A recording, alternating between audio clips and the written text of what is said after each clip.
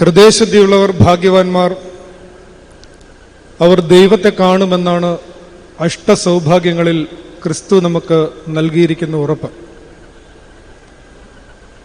ദൈവദർശനം സാധ്യമാക്കുന്ന ഹൃദയ ശുദ്ധീകരണ പാതയിൽ അതിന് വിഘാതമായി വരുന്ന ഹൃദയരാഗങ്ങളെയും മനോമാലിന്യങ്ങളെയും വിഭാടനം ചെയ്യുന്ന, അതിനെ ചികിത്സിക്കുന്ന ഒരാശുപത്രിയാണ് സഭയെന്ന് ഇവിടെ പരാമർശിക്കുന്നുണ്ട്.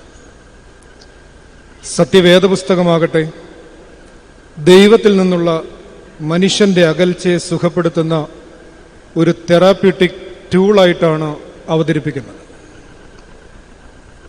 സത്യവേദപുസ്തകത്തെക്കുറിച്ചുള്ള വിദഗ്ധ അഭിപ്രായം തേടേണ്ടത് റിലീജിയസ് ഫണ്ടമെന്റലിസ്റ്റുകളിൽ നിന്നോ ബൈബിൾ ഹിസ്റ്റോറിയൻസിൽ നിന്നോ അല്ല, പിന്നെയോ ബൈബിൾ പ്രാക്ടീസ് ചെയ്തവരിൽ നിന്നാണ് എന്ന് ഈ ഗ്രന്ഥം വളരെ സവിശേഷമായി പറഞ്ഞു വയ്ക്കുന്നു. യഥാർത്ഥത്തിൽ വേദപുസ്തകം പ്രാക്ടീസ് ചെയ്തവരാണ് വിശുദ്ധന്മാർ.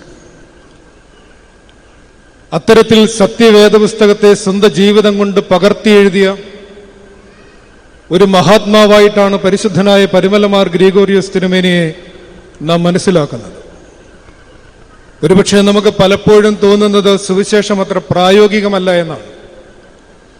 സുവിശേഷപരമായ നടപടികളിലേക്ക് നയിക്കണമേ എന്ന പ്രാർത്ഥനയോടെയാണ് നാം ഏവരും വിശുദ്ധ മാമോദീസ സ്വീകരിച്ചിട്ടുള്ളത് എങ്കിലും സുവിശേഷം പ്രസംഗിക്കാനുള്ളതാണ്, ജീവിക്കാൻ പ്രയാസമാണെന്നുള്ള ഒരു തെറ്റിദ്ധാരണ പലപ്പോഴും നമ്മിൽ അടിഞ്ഞുകൂടാറുണ്ട്. ആ ഒരു തെറ്റായ ധാരണയാണ് പരിശുദ്ധനായ പരിമല തിരുമേനിയുടെ ജീവിതം മെല്ലെ മെല്ലെ ഓരോ ഓർമ്മ പെരുന്നാളിലും നമ്മിൽ നിന്ന് അടർത്തി മാറ്റിയെടുക്കുന്നത്. അസീസിയിലെ വിശുദ്ധനായ ഫ്രാൻസിസിനെ കുറിച്ച് ഇസിഡോർ ഒബ്രിയൻ എഴുതിയ പ്രശസ്തമായ ഗ്രന്ഥമാണ് ദ മിറർ ഓഫ് ക്രൈസ്റ്റ്.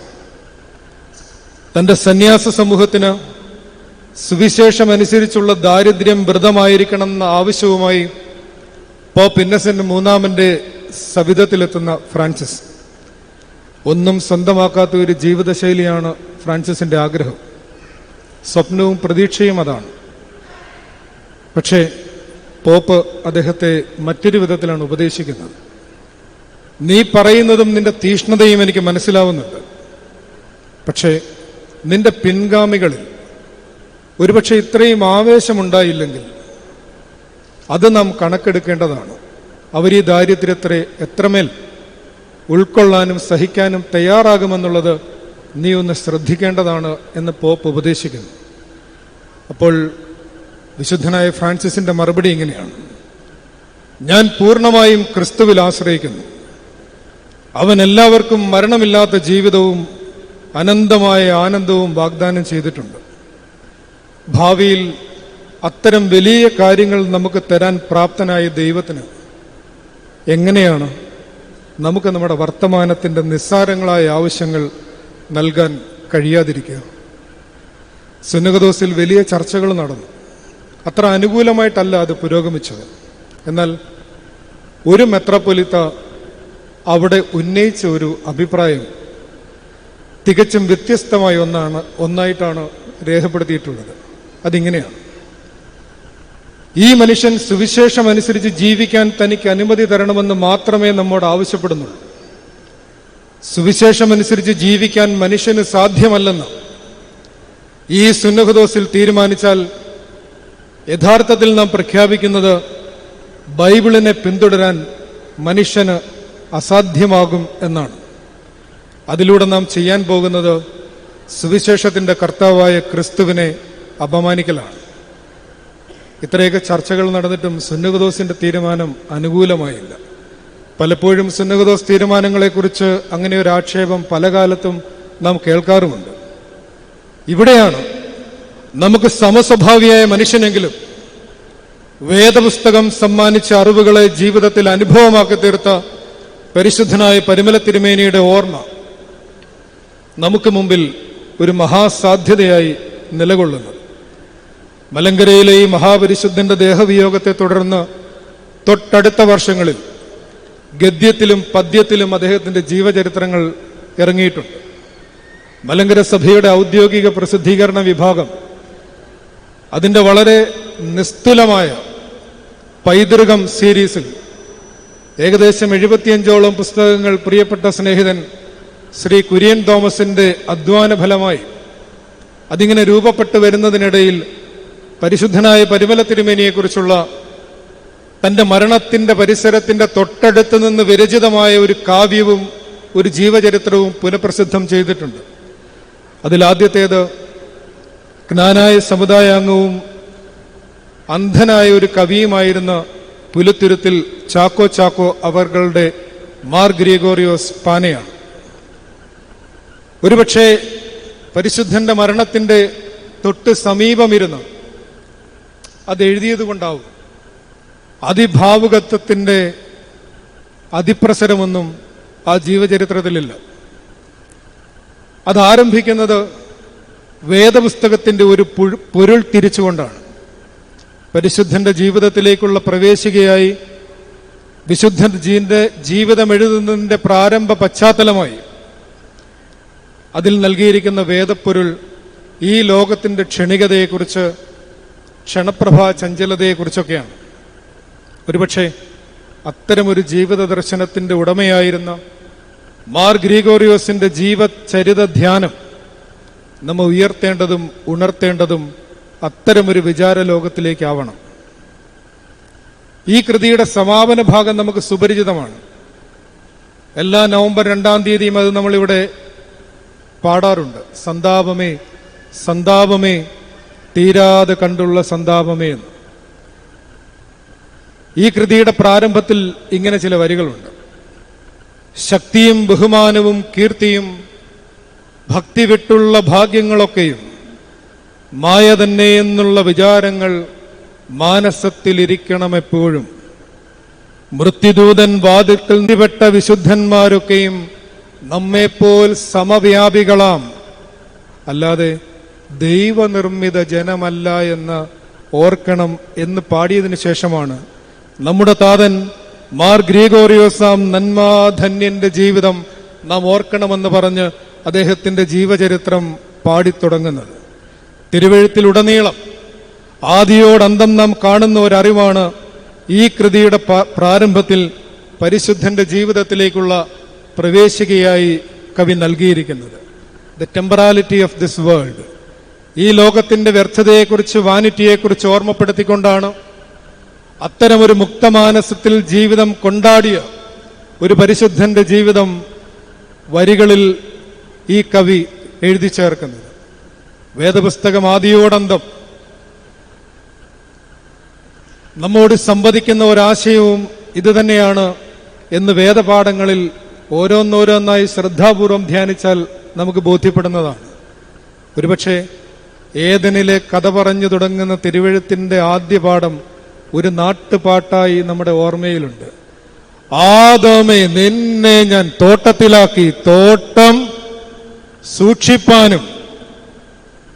ആദമിനെ ദൈവം ഏദൻ തോട്ടത്തിലാക്കിയത് തോട്ടം സൂക്ഷിപ്പാനായിട്ടാണ്, സ്റ്റുവർഷിപ്പാണ്. എല്ലാം ദൈവത്തിൻ്റെതെന്നുള്ള അവബോധത്തിൽ നിന്ന് എന്റേത് എന്നുള്ള ഒരു അവിവേകത്തിലേക്ക് വീണു പോകുമ്പോൾ പിന്നീട് അവന്റെ മകൻ കായേൻ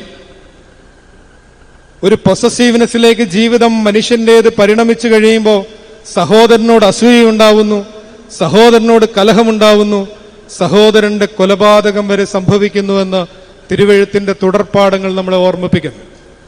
വീണ്ടും തിരുവെഴുത്തിൽ പറയുന്നു, നിങ്ങൾ ഭൂമിയിൽ പരദേശികളാണ്. പുതിയ നിയമം എത്തുമ്പോഴേക്കോ ക്രിസ്തു എത്ര വ്യക്തമായി പറയും, ആകാശപ്പറവുകളെ നോക്കുക, വയൽ പൂക്കളെ നോക്കുക, വിതയ്ക്കുന്നില്ല, കൊയ്യുന്നില്ല, എന്തു തിന്നും എന്തൊടുക്കും എന്ന് നിങ്ങൾ വിചാരപ്പെടേണ്ട. ഇത്രയുമൊക്കെ ആകുമ്പോൾ നമ്മൾ ആദ്യമേ പറഞ്ഞതുപോലെ നമുക്ക് തോന്നും ഈ പറയുന്നതൊക്കെ പ്രാക്ടിക്കലാണ്. വേദപുസ്തകം, സുവിശേഷം ജീവിക്കാൻ പ്രായോഗികമായി നമ്മെക്കൊണ്ട് സാധ്യമാണ് എന്നൊരു സന്ദേഹം നമുക്കുണ്ടാവും. ഇത് സാധാരണ വ്യാവഹാരിക ലോകത്ത് ജീവിക്കുന്ന മനുഷ്യരിൽ മാത്രമുണ്ടാവുന്ന ഒരു സന്ദേഹമല്ല കേട്ടോ. ലിവിങ് വിത്ത് ഹിമാലയൻ മാസ്റ്റേഴ്സ് എന്ന് പറയുന്ന സ്വാമി രാമയുടെ ഒരു ഗ്രന്ഥമുണ്ട്. അതിൽ സർവസംഘ പരിത്യാഗികളായ ദിഗംബരന്മാരായ 2 സന്യാസിമാരെ കുറിച്ച് അദ്ദേഹം ഒരു പരാമർശം നടത്തുന്നുണ്ട്. ഹിമാലയത്തിന്റെ ഏതോ അറിയപ്പെടാത്ത ദിക്കിൽ ഈ രണ്ട് സന്യാസിമാർ പ്രാർത്ഥനാ നിരതരായി ജീവിക്കുകയാണ്. ജീവിതത്തിൽ ഒന്നും തന്നെ അവർക്ക് സ്വന്തമായിട്ടില്ല. എല്ലാം ഉപേക്ഷിച്ചവരാണ്, ത്യജിച്ചവരാണ്. പക്ഷെ ഒരു കാര്യം മാത്രം അവർക്ക് സ്വന്തമായിട്ടുണ്ട്: പ്രാർത്ഥിക്കാൻ ഓരോ പായുണ്ട് രണ്ടുപേർക്ക്. പ്രാർത്ഥിക്കാനാണല്ലോ. അതുകൊണ്ട് ഓരോ പാ കൈവശം വെക്കുന്നത് കൊണ്ട് തെറ്റില്ലല്ലോ. ഒരു ദിവസം സ്വാമി രാമ ഈ മലഞ്ചെരുവിലൂടെ സഞ്ചരിക്കുന്ന സമയത്ത് ഈ രണ്ട് ദിഗംബരന്മാരായ സന്യാസിമാരും തമ്മിൽ വലിയ മൽപ്പിടുത്തം. സ്വാമി രാമ അവരുടെ ഇടയ്ക്ക് ഇറങ്ങി ചെന്നിട്ട് മാറ്റി നിർത്തി അവരോട് ചോദിക്കുന്നുണ്ട്, എന്താണ് നിങ്ങളുടെ ഈ വഴക്കിന്റെ കാരണം? നിങ്ങൾ തമ്മിൽ ഇങ്ങനെ കലഹിക്കാൻ പാടുള്ളതല്ലോ. നിങ്ങളെല്ലാം ഉപേക്ഷിച്ച സന്യാസിമാരാണല്ലോ, നിർമ്മാനമോഹരാണല്ലോ, നിർമ്മമരാണല്ലോ. നിങ്ങൾക്ക് എന്തുകൊണ്ടാണ് ഇങ്ങനെ ഒരു സംഘടനത്തിലേക്കും സംഘർഷത്തിലേക്കും പോകേണ്ടി വന്നത്? അപ്പോ ഒരു സന്യാസി പറഞ്ഞ മറുപടി ഇത്രയേ ഉള്ളൂ: എന്റെ പായിൽ അവൻ ചവിട്ടി. സർവസംഘ പരിത്യാഗികളാണ്. ആത്മീയ ഔന്നത്യമുണ്ട് എന്ന് നാം ധരിക്കുന്ന, ചിലപ്പോൾ തെറ്റിദ്ധരിക്കുന്ന മനുഷ്യരിൽ പോലും ഇങ്ങനെയുള്ള ചെറിയ കുശുമ്പും കുന്നായ്മകളുമൊക്കെ അവശേഷിക്കുന്നു എന്നുള്ളത് നമ്മെ ഭയപ്പെടുത്തണം, നമ്മെ ഭാരപ്പെടുത്തണം. വേദസത്ത നമ്മിൽ നിന്ന് അകന്നു പോകുന്നുണ്ടോ എന്നുള്ളതാണ് നാം പരിശുദ്ധനായ പരിമല തിരുമേനിയുടെ ഓർമ്മയുടെ വെളിച്ചത്തിൽ പരിശോധിക്കേണ്ടത്. അബ്ബാ ജോൺ കാസിയൻ പറഞ്ഞ ഒരു കഥയുണ്ട്. ഒരു ഗുരു തന്റെ രണ്ട് ശിഷ്യന്മാരുമായി സഞ്ചരിക്കുകയാണ്. ഒരു തീരത്ത് നിന്ന് മറുകരയെത്താനായി ഒരു വള്ളത്തിലാണ് അവർ പോകുന്നത്. പോകുന്ന വഴിക്ക് ഗുരു ശിഷ്യന്മാരോട് സമയം കളയണ്ടല്ലോ എന്ന് വിചാരിച്ച് ഇത്തിരി സുവിശേഷം പഠിപ്പിക്കാമെന്ന് വിചാരിച്ചു. കാര്യമായിട്ട് ബൈബിളിൽ നിന്നൊക്കെ കാര്യങ്ങൾ പറഞ്ഞു കൊടുത്തപ്പോൾ പതിയെ ശിഷ്യന്മാര് ഉറക്കം തൂങ്ങി തുടങ്ങി. സുവിശേഷം കേൾക്കുമ്പോൾ, അല്ലെങ്കിൽ നമ്മൾ സെമിനാരിയിലൊക്കെ പഠനത്തിന് ഇരിക്കുന്ന സമയത്ത് നമുക്കുണ്ടാവുന്ന ഒരു ക്ഷീണമുണ്ടല്ലോ, അത്തരത്തിൽ ഈ ശിഷ്യന്മാർക്ക് ഒരു ചെറിയ ക്ഷീണമുണ്ടായി സുവിശേഷമൊക്കെ പറഞ്ഞപ്പോൾ. അവരിങ്ങനെ പതിയെ മയങ്ങി തുടങ്ങുന്നത് കണ്ടപ്പോൾ ഗുരു പെട്ടെന്ന് വിഷയം മാറ്റി. ഗുരു തന്റെ സംസാരിച്ചുകൊണ്ടിരുന്നത് അവസാനിപ്പിച്ചിട്ട് പെട്ടെന്ന് പറയുകയാണ്, ഇങ്ങോട്ട് നോക്കി, നമ്മുടെ ആശ്രമത്തിൽ നിന്ന് ഒരു 15 വർഷം മുമ്പ് പുറപ്പെട്ടു പോയ ഒരാളെക്കുറിച്ച് നിങ്ങൾക്കറിയാമോ? എല്ലാവരും ശ്രദ്ധിക്കാൻ തുടങ്ങി. ദുർവിശേഷമാണല്ലോ. സുവിശേഷം കേൾക്കാൻ അത്ര താല്പര്യമൊന്നും നമുക്കില്ല. ദുർവിശേഷം കേൾക്കാനുള്ള നമ്മുടെ താല്പര്യത്തെ മുൻനിർത്തിയാണ് പലരും ഇന്ന് പലതരത്തിലുള്ള വ്യാജ ആരോപണങ്ങളും വിറ്റഴിക്കുന്നത്. അവരുടെ ലാഭകരമായ ജീവിതത്തിന് വേണ്ടി അത്തരത്തിലുള്ള തിന്മപ്പെട്ട പ്രവർത്തികൾ നടത്തുന്നത് എന്നറിയാതെ പോലും നാം അത്തരം കേൾവികൾക്ക് എത്രമേൽ സമയമാണ് വ്യർത്ഥമായി കൊടുത്തുകൊണ്ടിരിക്കുന്നത്. സുവിശേഷം പാരായണം ചെയ്യേണ്ട, സുവിശേഷബദ്ധമായി ജീവിക്കേണ്ട, അതിന് ബാധ്യതയുള്ള, അതിന് കടമയുള്ള, അതിന് കടമുള്ളവരാണ് ഓരോ സത്യക്രിസ്ത്യാനിയും. എന്നിട്ടും നിർഭാഗ്യവശാൽ സുവിശേഷത്തെക്കാൾ ദുർവിശേഷം കേൾക്കുന്നതിനും അത് പ്രചരിപ്പിക്കുന്നതിനുമാണ് പലപ്പോഴും നമ്മൾക്ക് കൂടുതൽ താല്പര്യവും നമ്മുടെ സമയം ചെലവഴിക്കുന്നതും. ഒരാൾ ചോദിച്ചതുപോലെ, as a Christian are you spreading gospel or gossip? ഒരു ക്രിസ്ത്യാനി എന്നുള്ള നിലയിൽ നിങ്ങൾ ഗോസ്പലാണോ ഗോസിപ്പാണോ കൂടുതൽ പ്രചരിപ്പിക്കുന്നത് എന്നുള്ളത് സുവിശേഷബദ്ധമായി ജീവിച്ച ഒരു പരിശുദ്ധന്റെ ഓർമ്മയുടെ തണലിലിരിക്കുമ്പോഴെങ്കിലും നമ്മുടെ ഹൃദയത്തിലേക്ക് വരേണ്ടതാണ്. ഇത് മനുഷ്യനാൽ അസാധ്യമായതാണോ എന്ന് ചോദിച്ചാൽ ദൈവത്താൽ സാധ്യമായതെന്നാണ് തിരുവെഴുത്ത് നമുക്ക് നൽകുന്ന ഉത്തരം. വേദപുസ്തകത്തിന്റെ ചരിത്രം, അപ്പോസ്തലന്മാരുടെ ജീവചരിത്രം നമ്മളെ ഓർമ്മിപ്പിക്കുന്നത് അവർ സകലവും വിട്ട് എന്നെ അനുഗമിപ്പീൻ എന്നുള്ള വളരെ പ്രചോദനാത്മകമായ ഗുരുവിന്റെ മൊഴി കേട്ട് സകലവും വിട്ട്, വലവിട്ട്, അപ്പനെ വിട്ട്, വീട് വിട്ട് അവർ അവന്റെ പിന്നാലെ പുറപ്പെട്ടു പോകുന്ന ഒരു ചരിത്രം അപ്പോസ്തോലിക കാലത്തുണ്ട്. പിന്നീട് പീഡനത്തിന്റെ കാലത്ത്, നീറോയുടെ പീഡനത്തിന്റെ കാലത്ത് ആദിമസഭയിലെ ജീവത്യാഗങ്ങൾ ഇത് തന്നെ നമ്മളെ ഓർമ്മിപ്പിക്കുന്നുണ്ട്. പിന്നീട് ക്രിസ്തന്തീനോപ്പോലിസിന്റെ സമാധാന കാലത്ത് മഹാനായ ബെസേലിയോസ് പറയുന്നു, ഒരു ക്രിസ്ത്യാനി ഭൂമിയിൽ ജീവിക്കേണ്ടത് ഒരു അതിഥിയെ പോലെയാണ്. അദ്ദേഹത്തിന്റെ സഹോദരൻ നിസായിലെ ഗ്രിഗറി പറയുന്നു, ഒരു ക്രിസ്ത്യാനി ഭൂമിയിൽ ജീവിക്കേണ്ടത് ഒരു സഞ്ചാരിയെ പോലെയാണ്.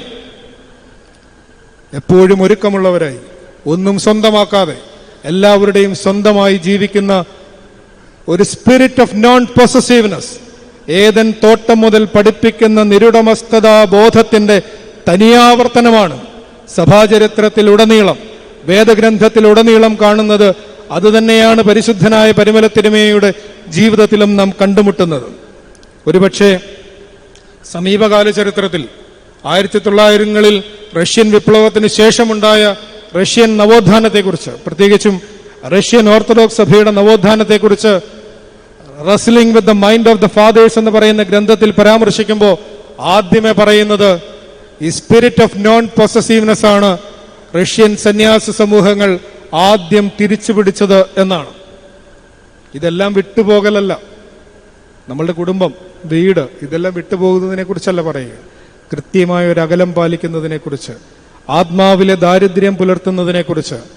സ്വർണ്ണനാവുകാരനായ മാർ ഈവാനിയോസ് അഷ്ടസൗഭാഗ്യങ്ങൾക്ക് കമന്ററി എഴുതുമ്പോൾ, ഭാഷ്യം എഴുതുമ്പോൾ അദ്ദേഹം പറയുന്നുണ്ട് എന്താണ് ബി പൂർ ഇൻ സ്പിരിറ്റ് എന്നുള്ളത്. അദ്ദേഹം പറയും, this blessed poverty is an attitude of mind or a conviction of the soul. ഇതൊരു ആത്മബോധമാണ്, ഇതൊരു മനോഭാവമാണ്.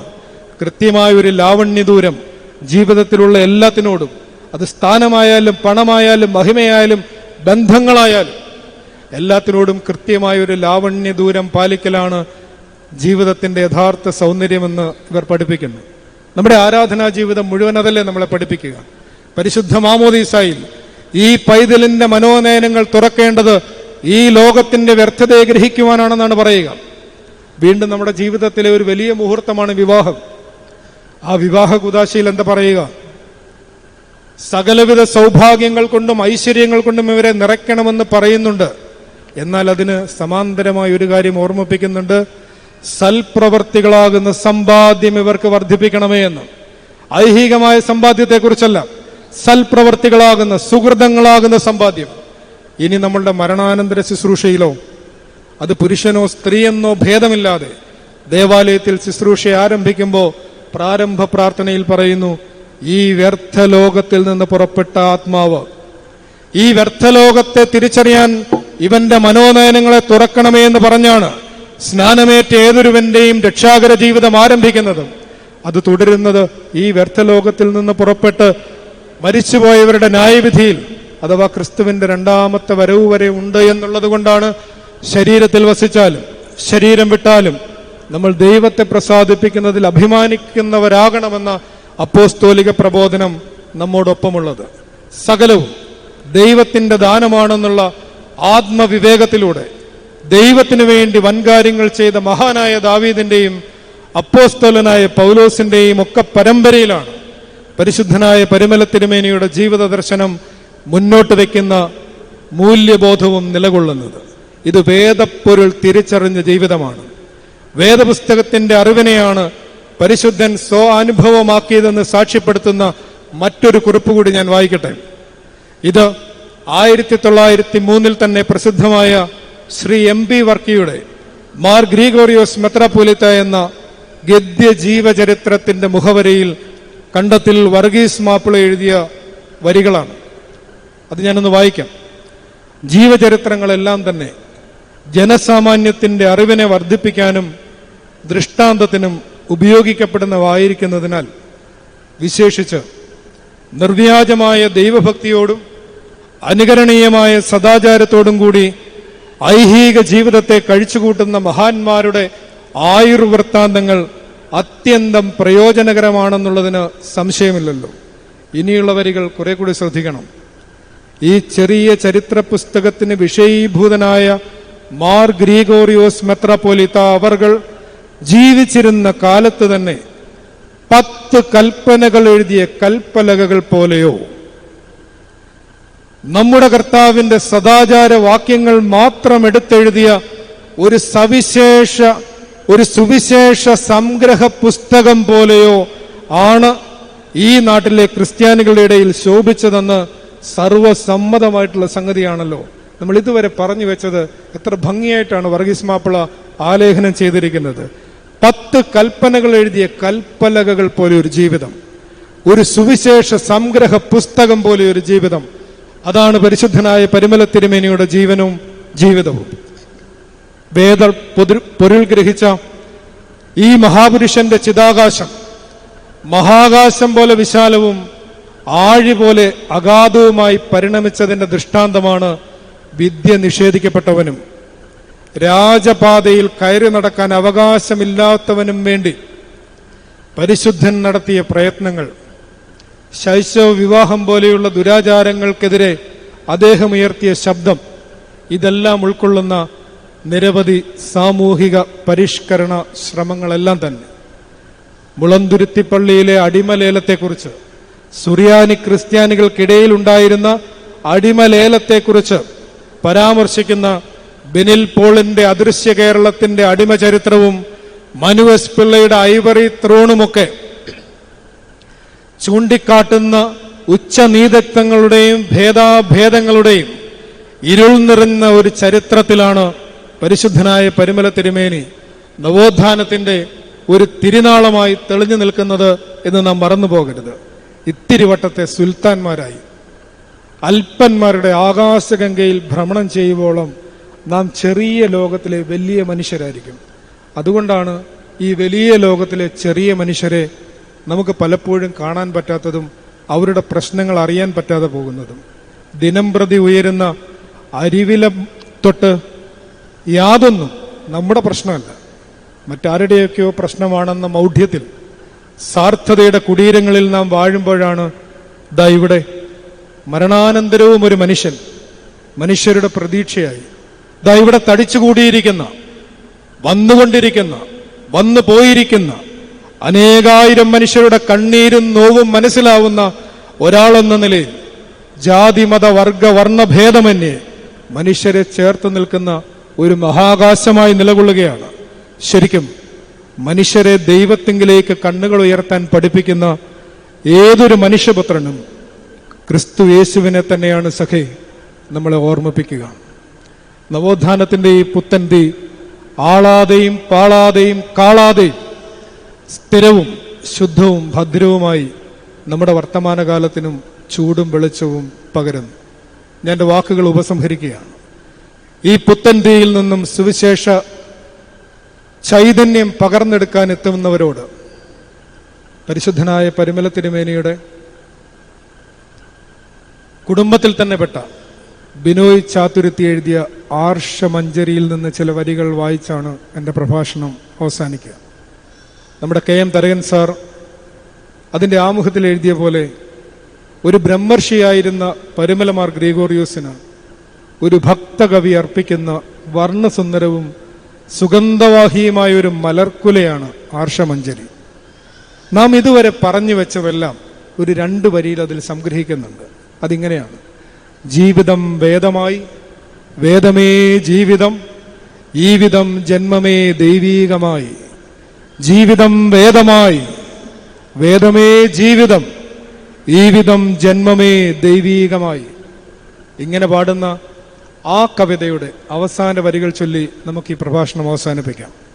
കത്തുന്ന ജീവിതം കൈത്തിരി പോലെ നാം ഏന്തി പിതാവിൻ്റെ മുന്നിൽ നിൽക്കാം. ഹൃത്തിലെ ശോകതാളങ്ങളിൽ നർത്തനാ കീർത്തനമാക്കി നാം ആലപിക്കാം. നിത്യവും ദൈവകൃപാമൃതം കിട്ടുവാൻ പ്രാർത്ഥിക്ക നമ്മളെ ദുർബലന്മാർ.